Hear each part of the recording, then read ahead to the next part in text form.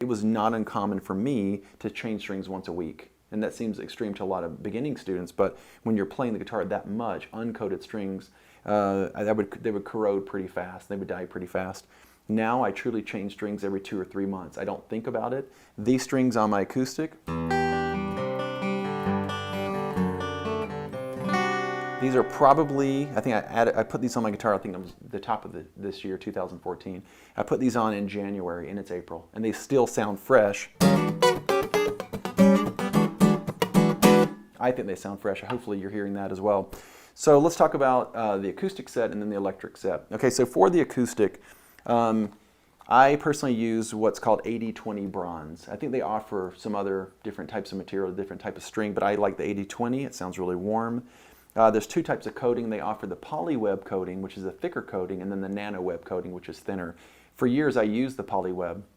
When I found the Nano, I started using that. The only difference is the Nano is just a thinner coating, and most guitar players have said that they feel the NanoWeb, the thinner coating, feels like an uncoated string. So I like that. I personally use 12 through 53. The high E is a 12, and the low E is a 53. So again, for my recommendation for you guys on a great acoustic, I personally don't like the idea of using a 13 and beyond. I don't want my hands to fall off, right? But 11s conversely are too light. So for me, the ultimate string gauge is 12 through 53, and I do like the 80-20 bronze, and I do like the Nano. One last thing, Elixir found that the coating wasn't attaching well to the plain strings. So on the acoustic, you have wound strings 3 through 6. Those are coated. But strings 2 through 1, the plain strings, they actually found a way, and again, I don't know how they do it.